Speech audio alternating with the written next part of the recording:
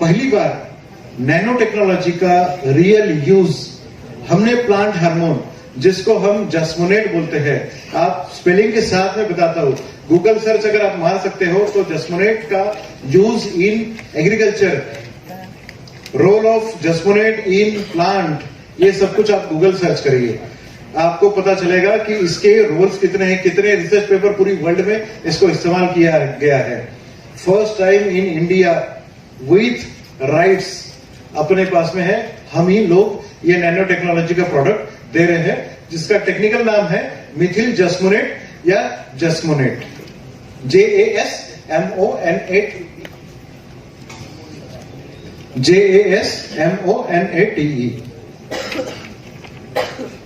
जिसका हमने नाम रखा है grow magic.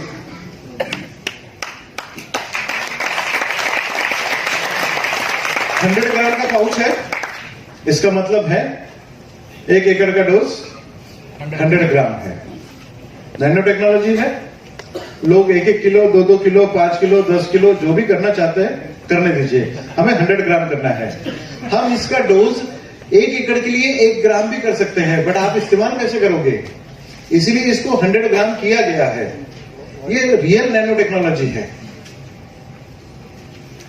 Grow magic perfect plant tonic है, बेटर फॉर रूट ग्रोथ, आपकी जड़ों की ग्रोथ के लिए, मुळांच्या विकासाकरता तुम्हाला हे खतासोबत द्यायचं आहे, जे तुमचे एकरी खत आहेत। आपण कोणत्याही केमिकल फर्टिलायझर बद्दल नाकारत नाहीये, कारण इमिजिएटली तुम्ही केमिकल फर्टिलायझर वरून ऑर्गेनिक फर्टिलायझर वर येणं जस्ट इम्पॉसिबल आहे। पहला तुमचा डोज असतो, पहला जो आपका डोज होता है फर्टिलाइजर का, उस डोज के साथ में आपको ग्रो मैजिक 1 एकड़ में 100 ग्राम आपको देना है, जो रूट ग्रोथ के लिए initial establishment of your seedling या योर पौधा या फिर योर सीड, वो आपके लिए काम करेगा रूट ग्रोथ में। इनिशियल क्रॉप ग्रोथ, जिसको हम वेजिटेटिव ग्रोथ बोलते हैं, शुरुआती अवस्था में, बच्चा जब बड़ा होगा, टीनेज तक आने वाला है, वो वाली स्टेज ये है। ये वाली स्टेज को भी वो 100 ग्राम प्रति एकड़ के हिसाब से ही नरिशमेंट करेगा। इसमें क्या होगा क्या नहीं होगा ये भी मैं बताऊंगा। वेजिटेटिव ग्रोथ, वेजिटेटिव ग्रोथ बोले तो टीनेज से आपका यंग एज तक जो पीरियड है, वो इस समय क्या होता है, पौधा अपने आप में फूल बनाने के लिए अपने आप में एनर्जी को कंजर्व करके रखता है। इस स्टेज तक आपकी पौधे में carbohydrate synthesis, fat synthesis, protein synthesis, carbon nitrogen का रेशियो ये मेंटेन किया जाता है, जिसमें नाइट्रोजन का रेशियो ज्यादा होता है, कार्बन का रेशियो कम होता है।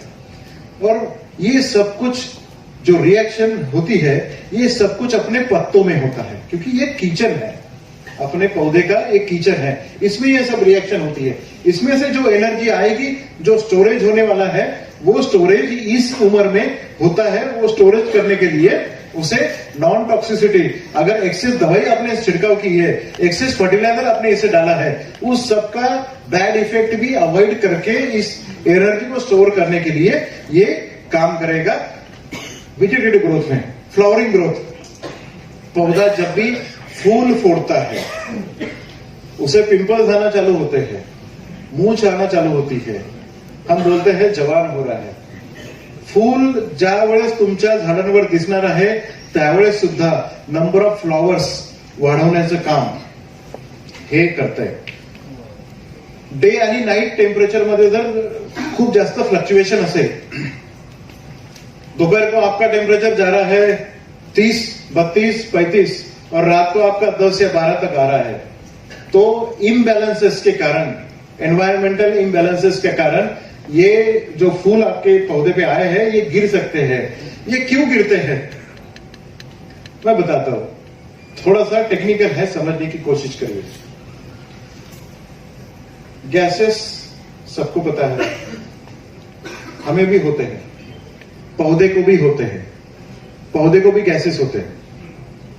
जहां पर पत्ता या फूल प्लांट को अटैच हुआ है, आप समझने की कोशिश करिए, ये डाल है, यहां पर ये फूल लगा हुआ है या फिर पत्ता लगा हुआ है, क्या होता है इम्बैलेंसेस में प्लांट में गैसेस पैदा होते हैं, हमें भी गैसेस होते हैं, हम एक्सपेल कर सकते हैं। उन्हें एक्सपेल करने के लिए जहां पे अटैचमेंट होती है वहां डिटैचमेंट होती है।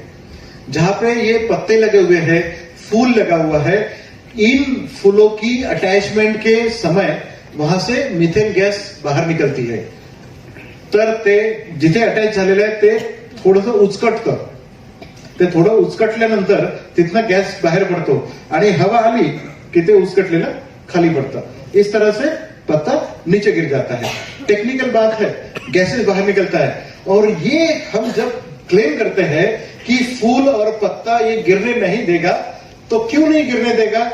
हमने पहले ही कहा, टॉक्सिसिटी को इक्विलिब्रियम करता है। इसका मतलब आपका पेट सही रखता है। इसका मतलब आपके प्लांट के पौधे के अंदर गैसेस का फॉर्मेशन नहीं होने देगा और इस तरह से आपके फूल नहीं गिरेंगे, आपके पत्ते नहीं गिरेंगे। प्रोडक्टिव स्टेज क्या है? जब फूल का फ्रूट में कन्वर्शन होगा, ये है प्रोडक्टिव स्टेज। अब इसमें हम क्या देखेंगे? फल का साइज बड़ा हो, यील्ड बड़ा हो, ऑयल सीड हो तो ऑयल कंटेंट बढ़े, या फिर शक्कर आना चालू हो, साखर उतरणे आपण म्हणतो, पाणी वाढायला पाहिजे, साईज वाढायला पाहिजे, त्याची चमक वाढायला पाहिजे, फुलांचा फ्रॅग्रन्स वाढायला पाहिजे, चमेली मॅडम नाही चाफ्याचा स्मेल वाढायला पाहिजे, फूल तुम्ही एक्सपोर्ट करता, डिस्टन्स मार्केटमध्ये जाण्याकरता शेल्फ लाईफ त्याची वाढायला पाहिजे, कीपिंग क्वालिटी त्याची वाढायला पाहिजे, ह्या सगळ्या गोष्टी हे करताय। आता तुम्हाला एक सांगतो, कोणत्याही फ्रूटची क्वालिटी त्याच्या फ्लेवरवर, टेस्टवर, तुम्ही आंबा खाऊन बघता हो, बघताय ना, गोड आहे, टेस्टी आहे, विटॅमिन सी असेल का? बरोबर आहे ना?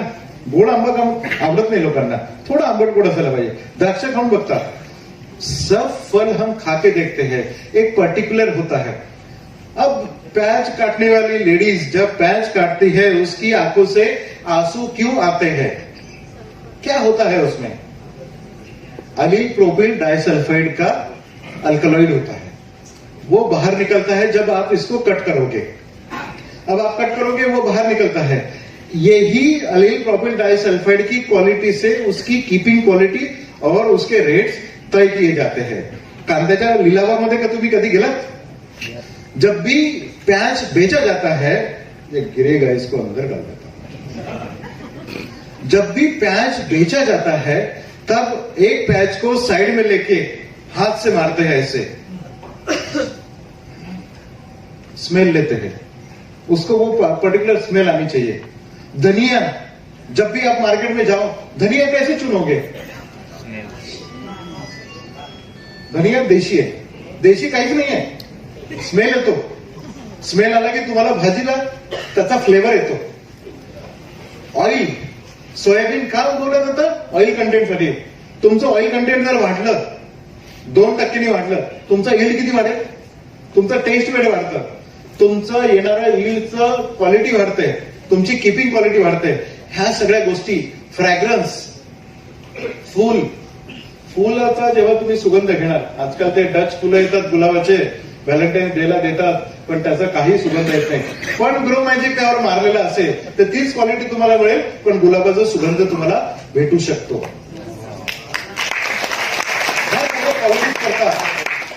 ह्या सगळ्या क्वालिटीज करता ग्रो मॅजिक वापरल्या जातं।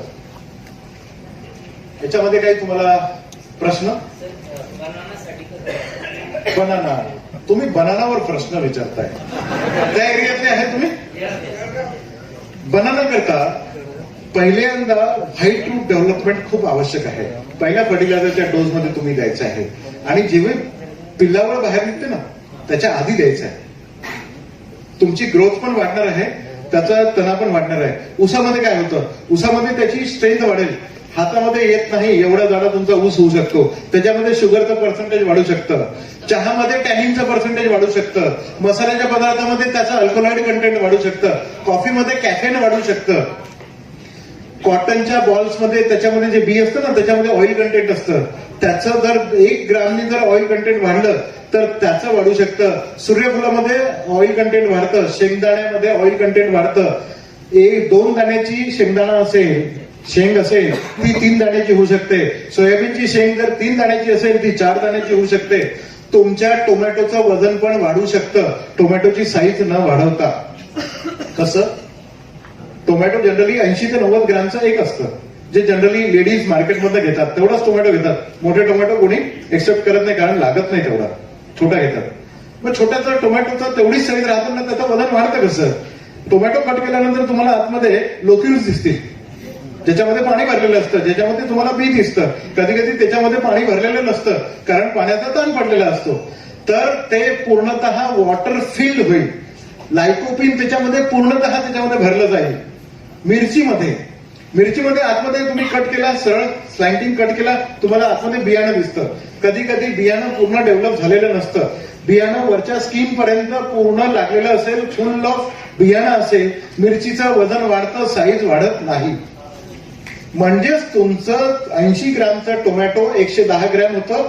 कॅरेटमध्ये तेवढेच टोमॅटो बसणार आहे, पण 5.5 किलोचं कॅरेट हे 7.5 किलोचं होतं.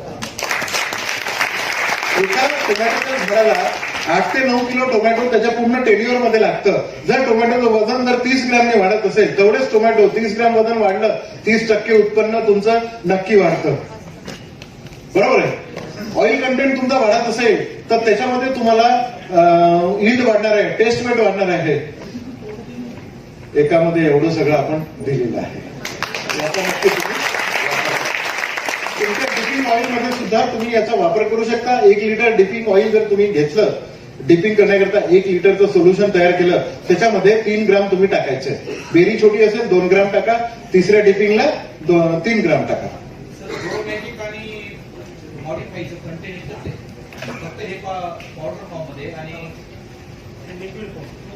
लिक्विड फॉर्म मध्ये ती प्रिंट मिस्टेक झालेली आहे.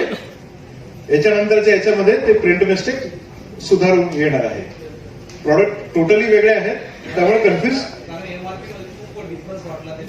हा, बरोबर आहे. फरक त्याच्यामध्ये येईल. तो प्रिंटिंग मिस्टेक होती, त्याच्यानंतर ते चेंज करून येईल. अजून काही प्रश्न? सर, द्राक्षात डिपिंग सोडून नंतर आपण कोणत्या कोणत्या स्टेजला वापरू शकतो? सबकेन पासून सुरू करायचंय तुम्ही. Yes. सबकेन तयार करताय, Yes. तेव्हापासून तुम्ही त्याचे द्राक्षावर 5 स्प्रे तुम्ही त्याच्यामध्ये घेऊ शकता. ओके. डिपिंग सोडून. स्प्रेसाठी वापरायचं आणि सुरुवातीला बेसल डोस मध्ये सुद्धा तुम्ही द्यायचंय जमिनीतला. व्हाईट रूट डेव्हलपमेंट पहिलेच पाहिजे असते, तर तुम्ही बेसल डोस मध्ये ते द्यायचं आहे. म्हणजे बेसल डोस मध्ये काय काय द्यायचं आपल्याला? सुरुवातीच्या खतांमध्ये भूवस्त्र टाकायचे, ग्रो मॅजिक टाकायचे, त्याच्यासोबत पहिला डोस द्यायचा आहे. व्हाईट रूट डेव्हलपमेंटला ते काम करणार आहे. आणि वरून जनरली क्रॉपवर 2 स्प्रे घ्यायचे आहेत. याचे ऑल इन वन टॉनिक आहे, असं मार्केटमध्ये अवेलेबल नाही आहे. डोस कमी आहे, पर पंप तुम्ही जर कॉस्ट याची कॅल्क्युलेट केली, तुम्हाला जाणवेल की हे सगळ्यात स्वस्त टॉनिक आहे. तुमच्या ह्युमिक ऍसिड पेक्षा स्वस्त पडत आहे, खूप स्वस्त आहे. पण त्याचे इफेक्ट अंडर एस्टिमेट करू नका. त्याचे रिझल्ट तुम्हाला अमेझिंग आहे. हे एका शेतकऱ्याकडे जर गेल्यानंतर तो तुम्हाला शोधत येणार आहे. तो याचे रिझल्ट विसरणार नाहीये, याची तुम्हाला खात्री मी देऊ शकतो. रासायनिक आरामशीर देऊ शकतो, काहीच हरकत नाही, देऊ शकतो. काही प्रश्न एंटायर ऍग्रिकल्चरच्या बाबतीमध्ये आता नाही? नाही, आपल्याकडे काहीच नाही. स्पष्ट आपल्याकडे खरंच काही नाही त्याच्याकडे. कारण तो एकात्मिक कीड नियंत्रण या प्रकारामध्ये येणारा सब्जेक्ट आहे. त्याकरता गव्हर्नमेंट एजन्सीज लागणार आहे. आपण बॅक्टेरिसाइड देऊ शकतो, पण त्या सगळ्यांनी केलं तर, नाहीतर आपल्या नावाला धप्पा लावण्यासारखं आहे. कारण यांनी केलं आणि यांनी नाही केलं तर यांच्या शेतांतर तिकडे ट्रान्सफर होणार आहे. सॉइल बोर्न बॅक्टेरिया आहे, तो एका साईडने दुसऱ्या साईडला जातोच 100%. एनपीके मध्ये तुम्हाला मी सांगतो, मार्केटमध्ये बरेच एनपीके आहेत, ज्याला organic NPK. Sir 5 minutes, last 5 minutes. Sir एकदा उत्तर देऊ द्या. एनपीके, ऑर्गॅनिक एनपीके बरेच मार्केटमध्ये आहेत. नत्र स्फुरत पालाश हे ऑर्गॅनिकली अवेलेबल नाहीयेत. ऑर्गॅनिक सांगून केमिकल मार्केटमध्ये विकलं जात आहे. 100% चॅलेंज आहे. तुमच्याजवळ असेल सोर्स तर मला सांगा. असं काही नाही आहे. ह्युमिक ऍसिड मध्ये एनपीकेचं वॉटर सोल्युबल, तुम्हाला केमिकलच मारायचे आहेत, मग ऑर्गॅनिक मध्ये कशाला जात आहे? तेच मारा की, चांगलं आहे ते. त्याच्याकरता ऑर्गॅनिक अल्टरनेटिव्ह नाहीये. पण त्याची जी फंक्शन आहेत ते करण्याकरता तुम्ही ग्रोमॅजिक मारू शकता. एनपीके टाकून तुम्हाला जे काही ऍक्शन तुमच्या झाडामध्ये करायची आहे ते ऍक्शन करण्याकरता हे करू शकतं. पण मी नत्रस्फुरत पालाशच दिलं पाहिजे असं काही नाहीये. म्हणून ऑर्गॅनिक नत्रस्फुरत पालाश अवेलेबल हे सगळं थोतांड आहे. ह्या गोष्टी आहेत, यावर विश्वास ठेवू नये. हा, पुणेकर असंच सांगतात. मिलीबगवर अजून आपण लॉन्च केलं नाही, पण आपल्याकडे सोल्युशन आहे. पुढच्या वर्षी आपण लॉन्च करणार आहे. मिलीबस्टर त्याचं नाव राहणार आहे. याचं खूप सेगमेंट कमी आहे, पण आपण महाराष्ट्राकरता हा सेगमेंट देणार आहोत. मिलीबग तणनाशक, आपलं फ्युचर प्लान. 2 फ्युचर प्लान आहेत मॅडम. तणनाशक ग्लाइफोसेटला अल्टरनेटिव्ह आज सगळेजण लोक बघतात आहे. जो कैंसर के लिए दवाई है, जो कैंसर के लिए बनी है, हम खरपतवार करके इस्तेमाल कर रहे हैं. हम कैंसर मोल ले रहे हैं. बट आज कोई अल्टरनेटिव ना होने के कारण गवर्नमेंट आज उसको बैन नहीं कर सक रहा है. आपने सबने पिछले 1 महीने का सुना होगा. इस चक्कर में सुप्रीम कोर्ट तक की सुनवाई हुई है. बट आज अल्टरनेटिव ना होने के कारण हम ये बैन नहीं कर सके. वर्ल्ड में एक केस हुई थी जो बहुत चली. मोन्सेंटो सबसे बड़ी कंपनी है, पूरी दुनिया की सबसे बड़ी जायंट है. बट एक लाइफ का क्या महत्व होता है ये यूएस ने दिखा दिया. वहां के एक फार्मर थे, कृष्णवर्णीय फार्मर, ब्लैक जिसको हम बोलेंगे. उन्हें एक न्याय मिला है उनकी कोर्ट से. उन्हें 1200 करोड़ डॉलर का हर्जाना मिला है. 1200 करोड़ डॉलर. एक कंपनी को इतना हर्जाना देना पड़ा. नहीं, ताली बिल्कुल मत बजाइए. ये बात वहां का कायदा कितना कारगर है ये बताता है. एक नॉर्मल फार्मर के लिए, एक जान के लिए उन्होंने एक बड़ी कंपनी को इतनी बड़ी सजा सुनाई है. जब ये बात हुई, इतनी सारी केसेस पूरी वर्ल्ड में हुई, अपनी सुप्रीम कोर्ट में भी हुआ. ये आज की डिमांड है कि हम जो वीडीसाइड है उसमें ऑर्गेनिक वीडीसाइड लाए जाए, या फिर हम ये बोले कि वीड्स का कंट्रोल ऑर्गेनिकली किया जाए. ये भी तो हो सकता है. कभी छिड़काव होने के बाद ही कंट्रोल किया जाएगा ऐसा नहीं है. चलो हम मान लेते हैं कि छिड़काव करके ही हम कंट्रोल करेंगे. 2 साल का अपने लिए जेस्टेशन पीरियड है. We are coming in organic weedicide in future. It will be absolute alternative for glyphosate. Glyphosate के लिए एब्सोल्यूट अल्टरनेटिव होगा. इतनी बड़ी इसमें मैं आपको बता रहा हूं. दूसरी बात, मूषकनाशक, चूहा मारने वाली दवाइयां. 2 मॉलिक्यूल सर सेल है. मैं तो बढ़िया आदमी हूं, जहां सेल है वहां पर अपना रिसर्च करता हूं. सबसे बड़ा मार्केट है, नीश मार्केट है, किसी के हाथ में नहीं आया है. 2-3 कंपनियां धंधा करती है. हर गोडाउन में लगता है, हर खेत में लगता है, हर घर में लगता है. वो पॉइजन बेचते हैं, हम ऑर्गेनिकली मारेंगे. हम मारते नहीं है, जो अपने आप मर जाता है. कैसे मारेगा चूहा? चूहे को कैसे मारेंगे? अब इसके पहले कैसे मारते थे? वो भजी बनाएंगे या फिर कणकेमध्ये आपण मिक्स करू, त्याच्यात तेल टाकू, त्याच्यामध्ये पॉइजन डालेंगे, उसका घोल बनाएंगे, लड्डू बनाएंगे या फिर कुछ बनाएंगे, जलेबी के ऊपर डाला जाएगा और वो चूहों के लिए रखा जाएगा. तो उसकी दावत है. जैसे वो चूहा खाएगा, पॉइजन से मर जाएगा. डेडली पॉइजन है, डेडली पॉइजन. आप एक बार उस दवाई को हाथ लगा लो, उसके ट्रेसेस आपके हाथों में रहते हैं. 100 बार भी आप अगर हाथ धोगे तब भी वो ट्रेसेस आपके हाथों से जाएंगे नहीं. इतना डेडली पॉइजन है. Zinc phosphide, aluminium phosphide. Aluminium phosphide तो ऐसे है मैडम कि आपने अगर खोल के रखा उसके फ्यूज भी अगर आपकी प्रक्रिया में चला गया तो आपकी डेथ हो सकती है। क्या ऑर्गेनिक अल्टरनेटिव नहीं चाहिए? चाहिए। चूहों को कंट्रोल करना है। हम मारते नहीं है, हम भी खिलाते हैं। हम केक के साथ आ रहे हैं, छोटी छोटी टिकिया होगी जो वो चूहा खाना चाहेगा, वो खाएगा, अपने आप मर जाएगा। उसमें पॉइजन नहीं है। कैसे मरेगा? वो चूहा खाएगा, उसका पेट फूल जाएगा, उसका बस्ट हो जाएगा, पेट बस्ट हो जाएगा, मर जाएगा। बॉम्ब ये सिंपल टेक्नोलॉजी है। मारना ही है ना सर, और हम मारते नहीं है। वो खा के मरता है तो वो मरेगा। वो प्रोडक्ट हम अगले साल लॉन्च कर रहे हैं। ये सब बातें आज आपको मैं इस प्लेटफॉर्म पे बता सका हूं, कर सका हूं। इसके पीछे में 22 साल की मेहनत है, 22 साल का मेरा तजुर्बा है, जो मैं पूरी भारतवर्ष में ही नहीं पूरी दुनिया में मैं काम किया हूँ।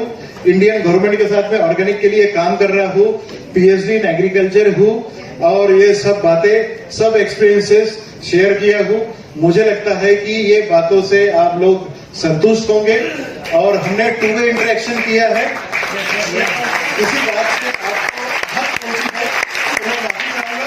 और इस बात से आज मैं आपको एक कमिटमेंट करता हूं कि जो बातें हमने इस माध्यम से आपको बताई है, जो रिजल्ट हमने आपको बताया है, उसके लिए हम वचनबद्ध है। वो रिजल्ट आपके आएंगे, और आप भी हमें एक वचन देना है कि इसी प्रकार से जो हमने बोला है, झूठ ना बोलते हुए, झूठ तो बोलता नहीं है बट अननोन निकल जाता है, उतनी ही बातें फार्मर को बताएं जितनी बातें आज यहाँ कही गई है। धन्यवाद। Thank you very much.